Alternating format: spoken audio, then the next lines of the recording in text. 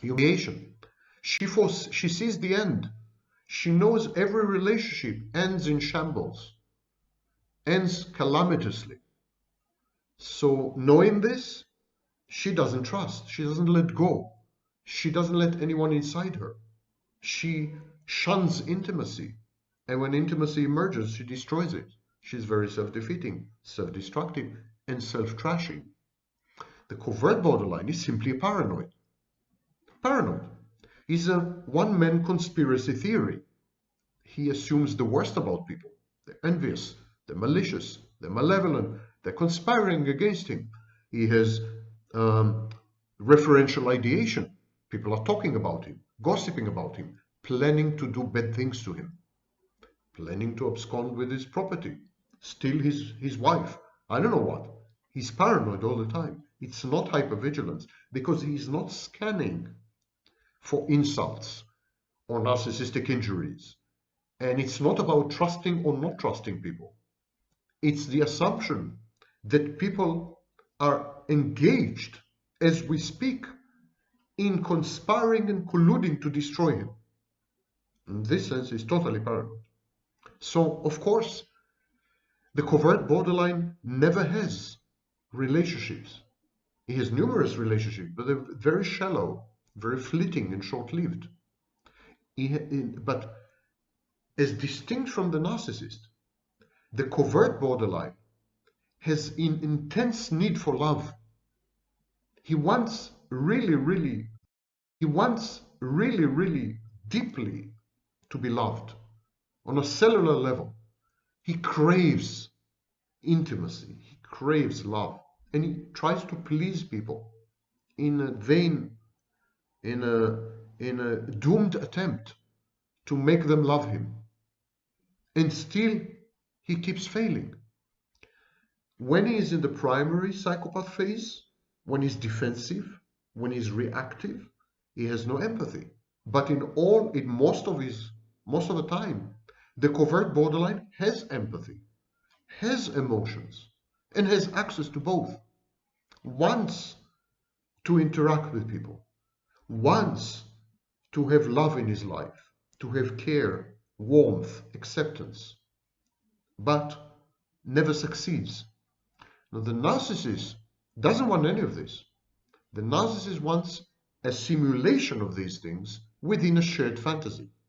The narcissist rejects reality. And the psychopath, as correctly said, rejects life. So there's a rejection. Narcissists and psychopaths reject. Covert borderlines embrace. All three, narcissist, psychopath, covert borderline, you know what, also classic borderline. They don't know how to maintain relationships. The narcissist fails in maintaining the shared fantasy because he establishes the shared fantasy on false premises, on misleading the other party and himself. So the narcissist fails. The psychopath fails because he doesn't have the most basic rudimentary tools of relating to other people. The covert borderline has these tools.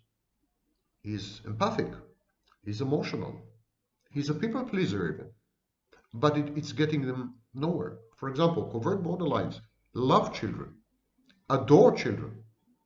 Narcissists detest children. They regard children as competitors for scarce attention and narcissistic supply. Psychopaths don't care either way. Children, like everyone else, is a tool, an object, an instrument on the way to obtaining goals, or an obstacle, in which case they have to be removed, regardless of their size. So, psychopaths regard everyone, children included, as objects. Narcissists regard children as competitors and potentially hostile enemies. The covert borderline loves children. It's an immediate test. If you see someone who looks very narcissistic, is very grandiose, highfalutin, this, that, but he loves children, probably he's a covert borderline, not a narcissist. So the covert borderline is constantly frustrated. He wants to please people and he displeases them. They shun him. He wants to be loved, but all his relationships are fleeting, shallow, superficial, meaningless, no depth, no truth to them. He wants to participate in group activities, but fails. And in this sense, sometimes the covert borderline is very reminiscent of the autistic person, someone with autistic spectrum disorder, or even, I would say, some types of schizoids. He wants to fit in, he wants to have an emotional life, he wants to have deep, meaningful relationships, but he simply can't. And he can't because of what I mentioned before.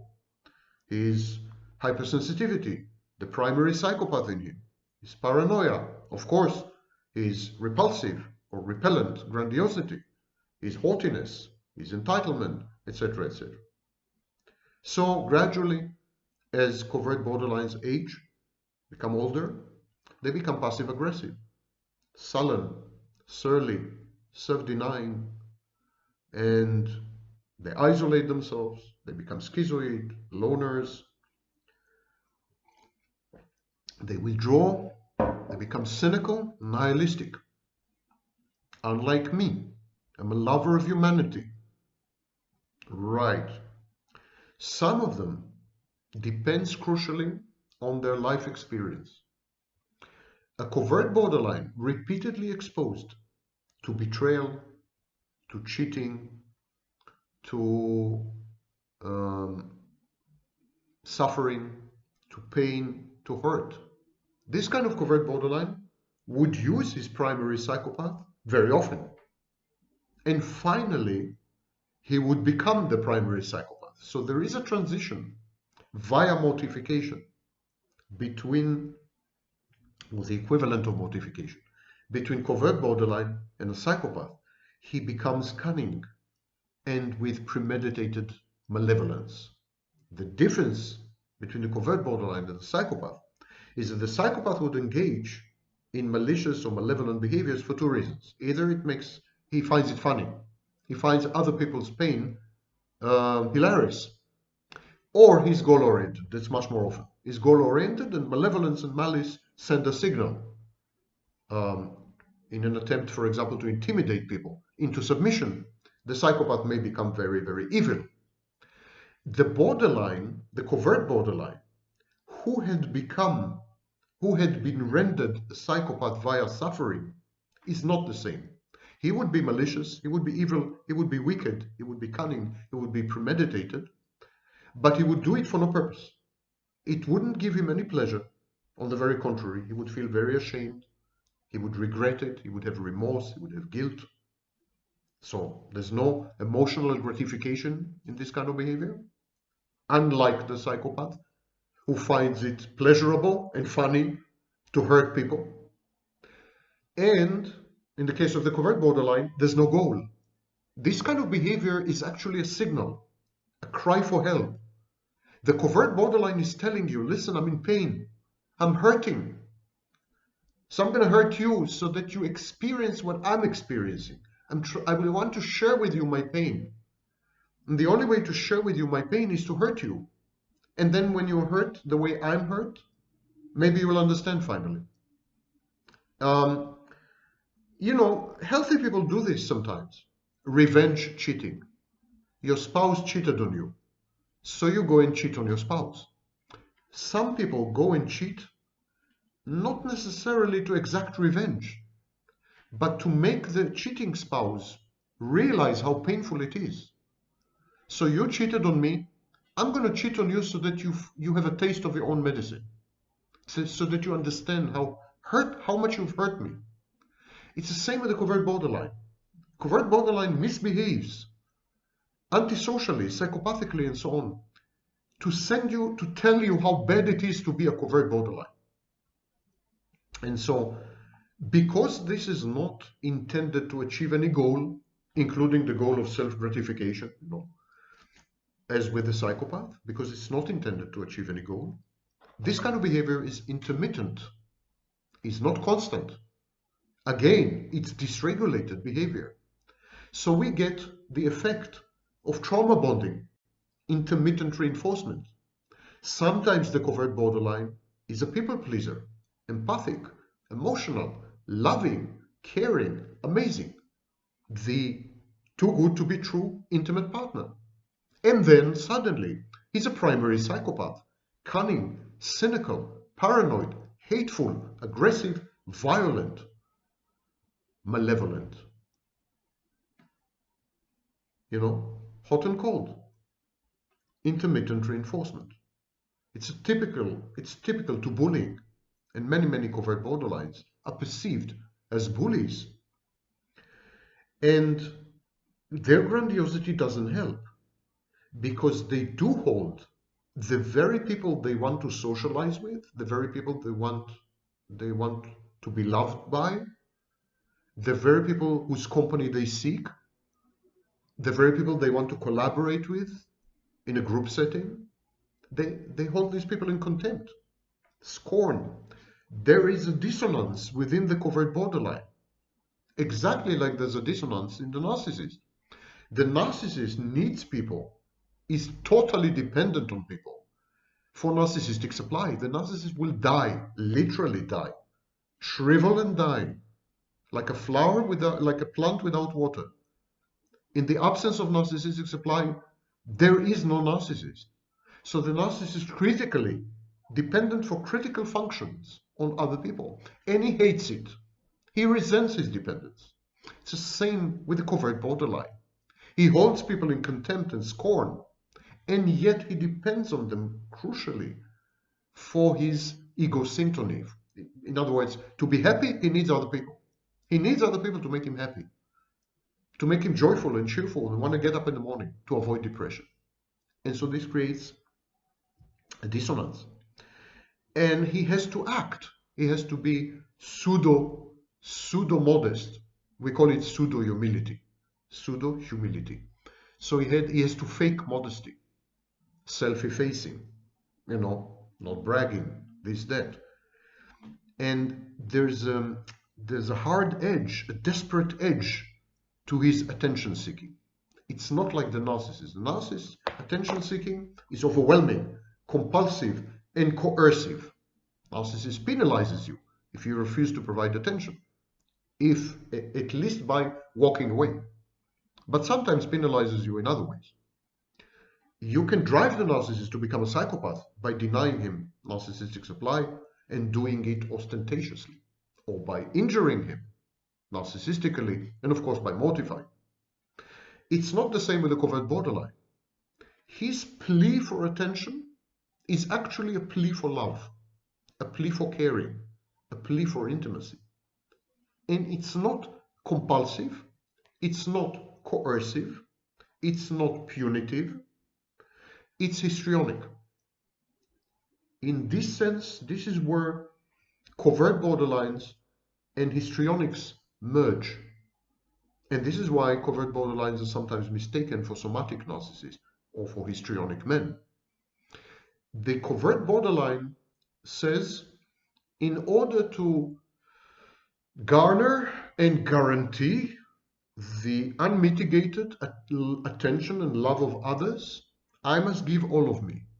So here I am, soul and body. Become seductive, flirtatious, offering, promiscuous, and then reckless, because it's like, I don't have any boundaries. I don't have any limits. I'm all in it. I'm going the whole 9 yards. So his recklessness. The recklessness has two functions. The first function is to go all the way with the precious few who agree to be with the covert borderline. It's very difficult for the covert borderline to find partners, intimate or not intimate. It's difficult for the covert borderline to find anyone to be with him. And when he does find someone like that, there are no boundaries, there are no limits, there are no borders to what he would do. And it renders him reckless. But recklessness is also a tool. He uses recklessness to modify other people's behaviors and expectations by informing other people, I'm promiscuous, I'm open to have unprotected sex, I'm open to drink all night, I'm open to do drugs, I'm open to burglarize and home invade. I'm open. There's no limit to what I would do. Just be with me, please. It modulates, modifies other people's behaviors, and also gives the covert borderline the option to punish and hurt people when they abandon him, when they invariably and ineluctably abandon him.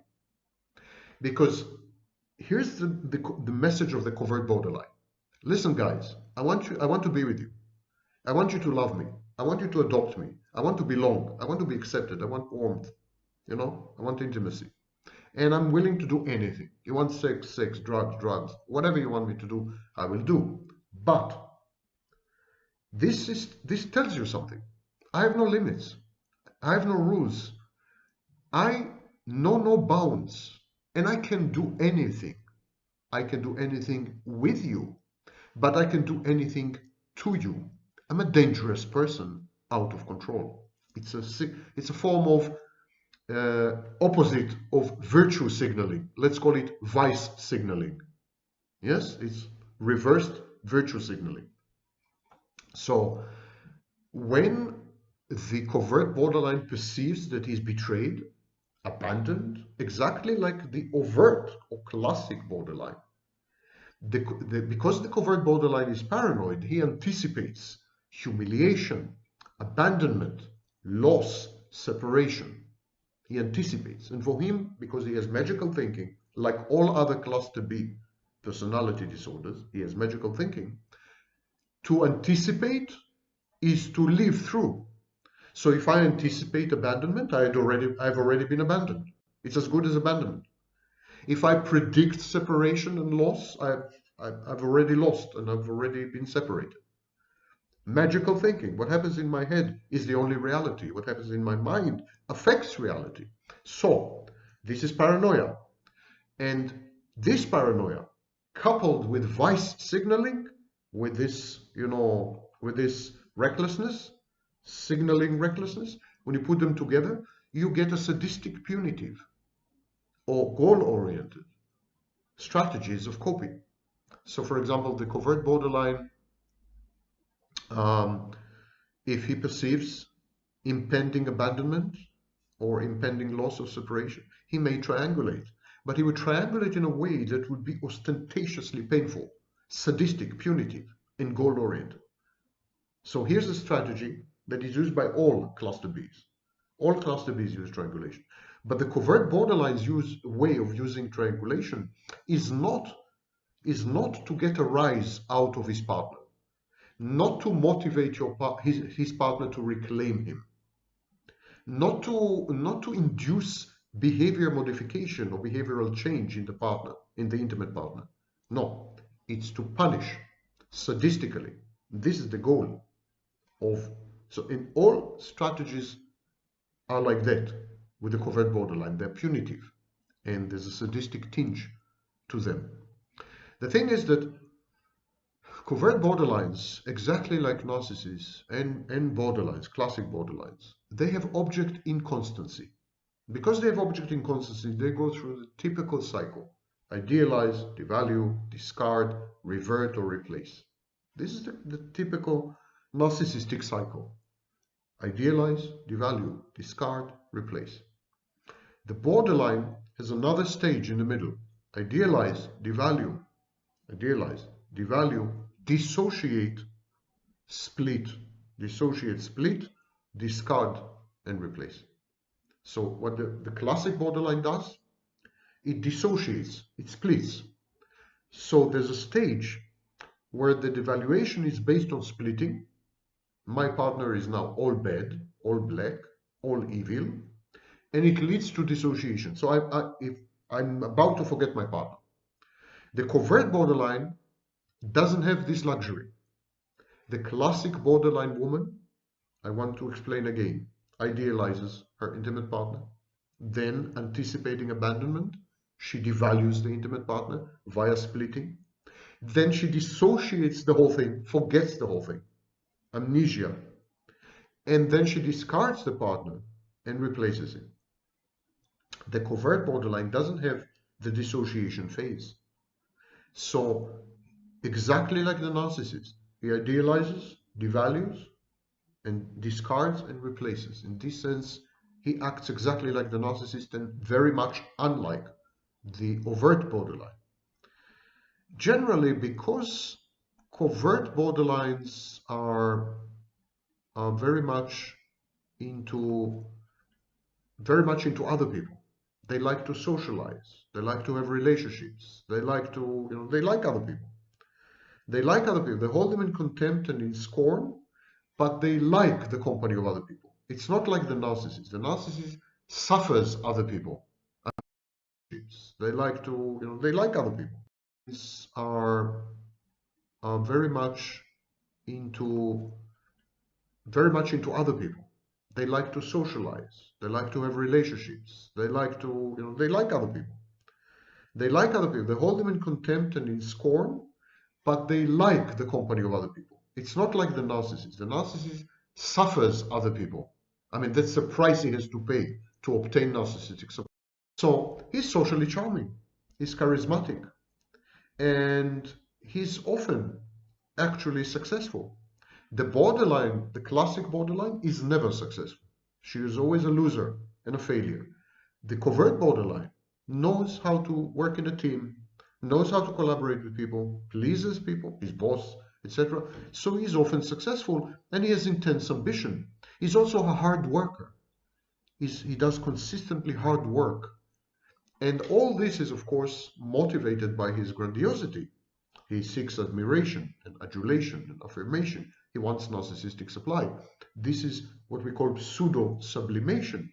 But as distinct from the narcissist, he is capable because he likes people. Again, people are inferior to the covert borderline. He regards people as inferior, even has contempt or scorn for people, but he still loves them and likes them. It's a little like we have a little like we see children. We consider children to be inferior, yet we love them. The covert borderline considers people to be inferior, but he loves them. He loves their company. He loves their emotions. He loves socializing with them. He loves spending time with them. He has fun with them. And he pleases them. So, unlike the narcissist, who is self-defeating and self-destructive, and unlike the borderline, who is simply too disorganized, chaotic, labile, and dysregulated, and therefore can never succeed, the covert borderline has the best of both worlds. He is highly ambitious, and because he can work with people, he can maintain networks and so on and so forth. He's socially charming. He works very hard. He's often successful. He's preoccupied, exactly like the narcissist, with narcissistic supply, with his appearance. It's all on the surface exactly like the narcissist, but he has one giant advantage over the narcissist. He loves people. And he has one giant advantage over the borderline. He's much more organized, much less labile, much less. In this sense, he has all the advantages of the narcissist. The borderline has no skin. She has no narcissistic defenses. She is overwhelmed by her emotions and moods.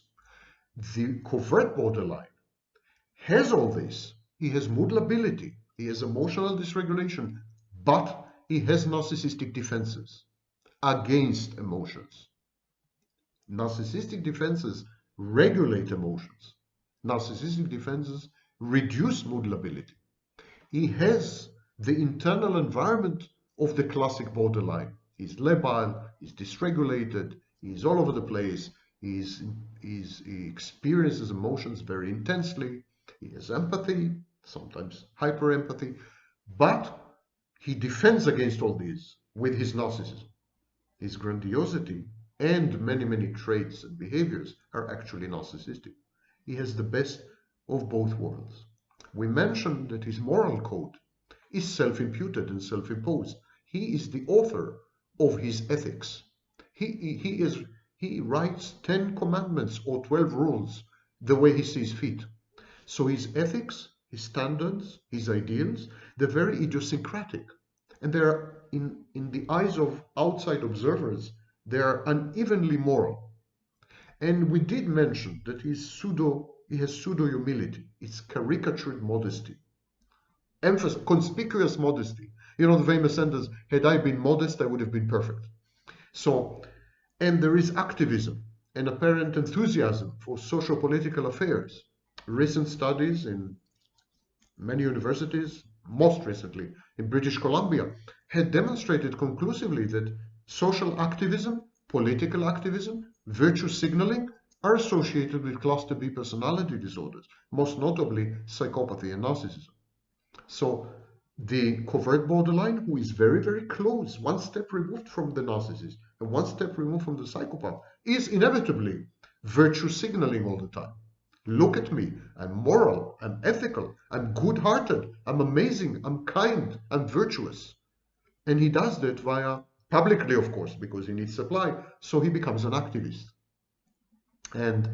But if you drill down, because he is the author of the moral code that he adheres to, his um, his morality is relativistic and amenable to change, malleable. He is ethnically relativistic, morally relativistic. There are no firm foundations, no lodestones, no anchors. He pretends contempt, for example, for money in real life. That's the kind of person who goes around saying, I don't care about money. I care about what's right, or I care about my well-being, or I care about my family. And I mean, money comes last. All I need is enough money to survive.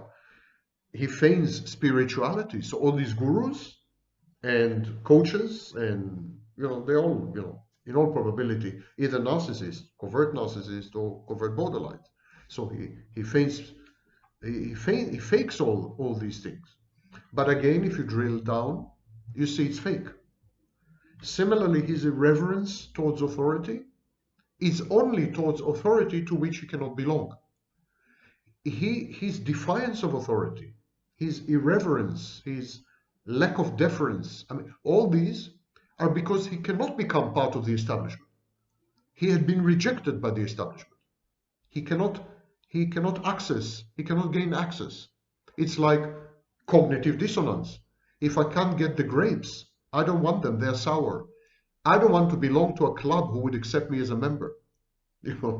Famous Groucho Marx. So this is all very, not serious. The covert borderline's ability to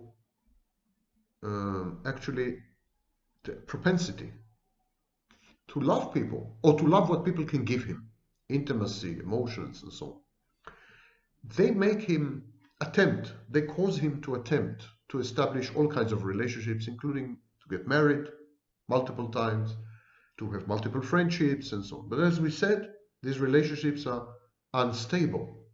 Again, gradually, as he keeps getting disappointed in his love life, as his sexuality gets frustrated because of long periods of abstinence and so on, marital instability, injurious and acrimonious divorces, he becomes cold, he becomes greedy, and he becomes seductive, but seductive with a tough edge. Not flirtatious so much as predatory. Covert borderlines gradually become predatory. They begin to have extramarital affairs. They become promiscuous.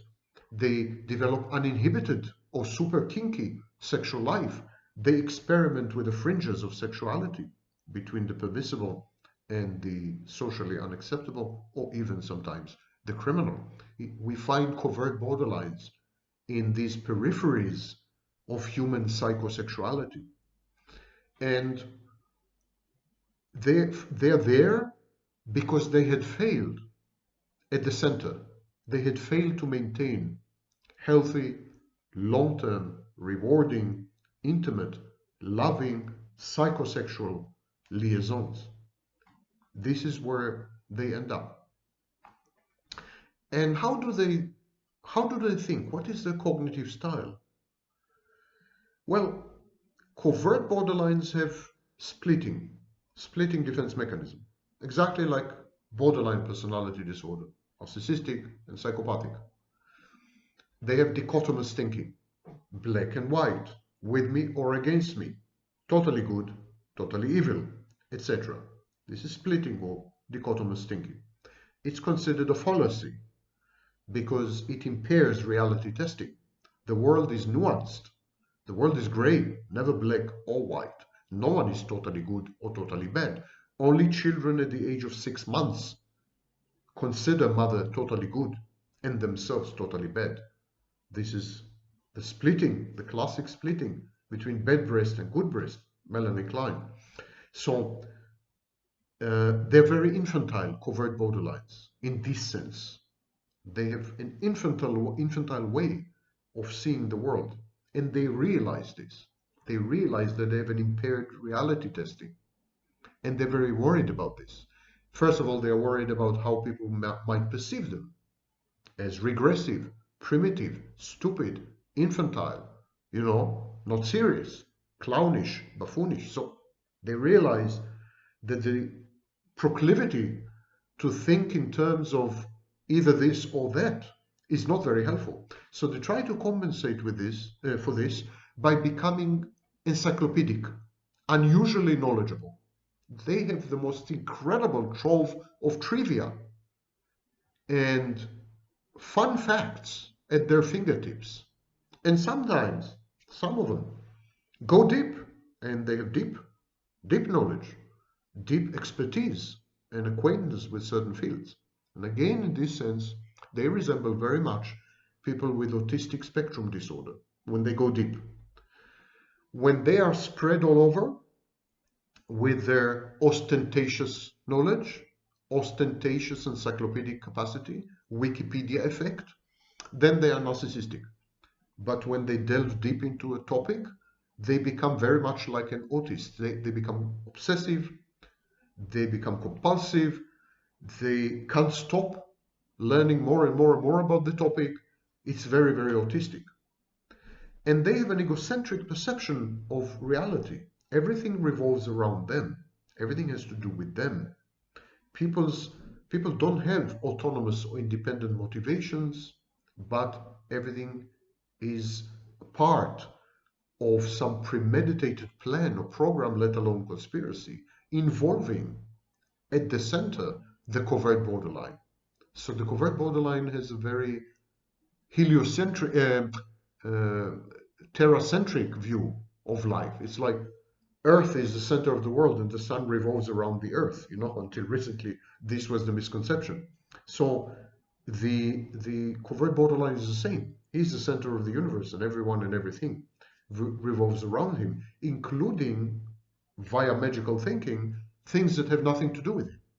And he interprets them, or reinterprets them, or reframes them as having to do with him. He has a fondness for shortcuts because he needs to gobble up enormous amounts of knowledge and expertise and skills and in order to cover up for his underlying fundamental infantilism. He is a Peter Pan. He's a puer aeternus pretending to be a skilled adult, even a guru or a sage. And to do this, he needs to accumulate overwhelming amount of munitions, an arsenal of weapons, the likes of which no one else has. When he's challenged, he must have the answer at his fingertips. He will never be caught off guard, unawares. It's a war out there. It's a competition. Life is a quiz, and he has to win it. He has to win it because he has to cover up for who he really is. We have echoes of this with the narcissist. Covert borderline is decisive, he's opinionated, he loves language, he's strikingly articulate, extremely well read. As opposed to the narcissist, he is not a pond pretending to be an ocean. He is a sea pretending to be an ocean, but he is still a sea. There's a lot there. He has a very rich inner life, huge erudition, real skills, actual education. So covert borderline is very distinct from the narcissist. Narcissist is a fake. Narcissist is a total fake. Everything is a fake. Even his knowledge, pretended erudition, is a fake. The covert borderline is not a fake, usually. He's very real in this sense. Okay, I hope I succeeded somehow to clarify the differences between these types. It's not easy because, you know my opinion, all cluster B personality disorders should be abolished, and instead we should have a single diagnostic category, personality disorders with emphasis. I go even further. All personality disorders should be abolished. All of them. And there should be a single category, personality disorder, with narcissistic emphasis, with borderline emphasis, with schizoid emphasis. There's so much in common between personality disorders, even cluster A, even cluster C, not only cluster B. There's so much in common between them that having created these categorical distinctions, these lists of criteria, was counterproductive. It led to comorbidity. It led to polythetic problems. It created a mess, indescribable mess. It's time to acknowledge that personality disorders bleed into each other, intermesh, that every single person with a personality disorder has essentially all of them. Narcissists sometimes become schizoid. Schizoids sometimes become avoidant. Avoidants sometimes become borderline. I mean, borderlines very often become psychopathic, and narcissists definitely become psychopathic. I mean, there's no end to this. We need to unify. We need to clear the mess. And so all these distinctions, covert borderline, overt borderline, I don't like them. But this is the environment I'm inhabiting right now. That's my ecosystem. And I want to introduce the covert borderline because it's a true diagnosis based on vast forest of literature. Ignoring this elephant in the room is counterproductive. There is a type of borderline. I would even suggest that it's half of all borderlines who are not classic borderlines. They are not classic borderlines, and this creates enormous confusion also among therapists and clinicians. The minute we introduce covert borderline, everything falls into place. Someone comes to you, 1, 2, 3, 4, it's a classic borderline. Someone comes to you, 7, 8, 9, 10, but also 1 and 4, that's also a borderline, but a covert one. Sometimes naming clears up the fog and the spider cobwebs in the head. And at this interim stage, until we unify all personality disorders, perhaps paradoxically, we need actually to separate them. Similar process happened with particle physics. There was a proliferation of particles, I mean hundreds of particles, and then